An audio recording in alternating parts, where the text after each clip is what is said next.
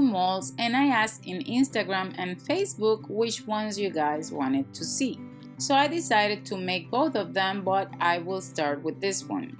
If you like this type of tutorials, feel free to subscribe to my channel.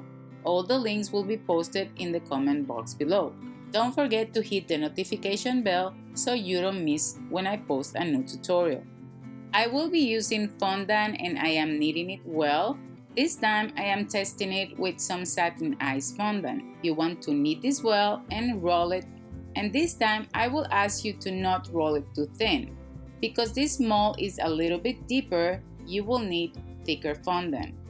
This mold is a beautiful mold and imitates a trend that was very famous of making rosettes on cakes with stripes of fondant.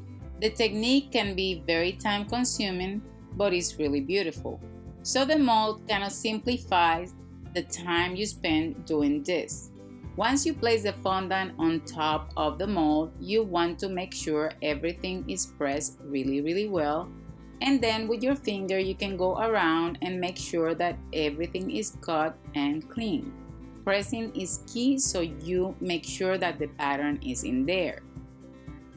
If you roll the fondant too thin, you will find that you will start seeing the mold coming through. So it's best to have thicker fondant, but if you find that it's in just some areas, you can place a little bit of more fondant on top to hide it. You want to make sure you don't see any green coming through, because if that happens, you will have a hole in the area. Once I'm done making sure everything is pressed well, I take my rolling pin and smooth everything out. Once you're done with this, you can place the mold in the fridge so it cools down and it's easier to place on your cake. You don't have to put it in the freezer, but I will add to this. It makes it so much easier when you do it.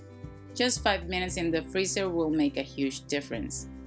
Once you're ready, you want to stretch the mold to make sure it detaches a little bit from the mold, and then you want to add a light coating of corn syrup, or I am using right now some piping gel.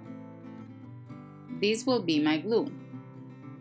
Make sure you go all around it and all the corners. As you can see, this mold has a weird shape, and that's because one side meets the next side you will add to your cake.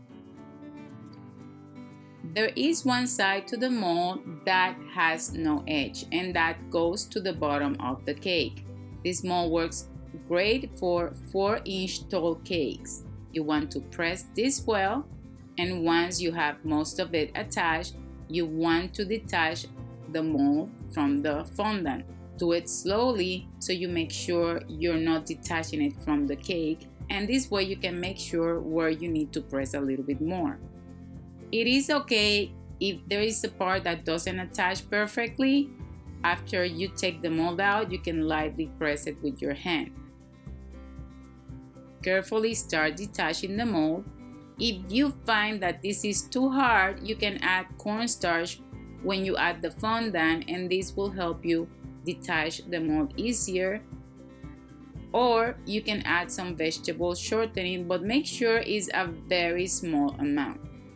Once you detach the whole thing, press lightly with your hands and make sure everything is attached well. Press lightly because you don't want to lose the pattern. You can keep adding the mold one after the other one, and they meet really well. In the back, you will have a hole. So what I did with this one is I cut pieces from this mold and used them to join in the back. I just needed a small area, so I decided to use the smallest flowers, but if you need a bigger area, you can cut the big flower and use it too. If you prefer, you can cut smaller strip of fondant and add them manually. So what do I think of the mold? I love the mold. I think it works really fantastic, especially if you don't want to spend hours doing this line by line. So if you're making a cake with this detail for a client and you want to save some work and earn more money, this is a good option. I am posting all the links in the comment box below. I hope you enjoyed this tutorial. Don't forget to subscribe to my channel, visit me in Facebook, Instagram, visit my blog, and until next time, ta-ta!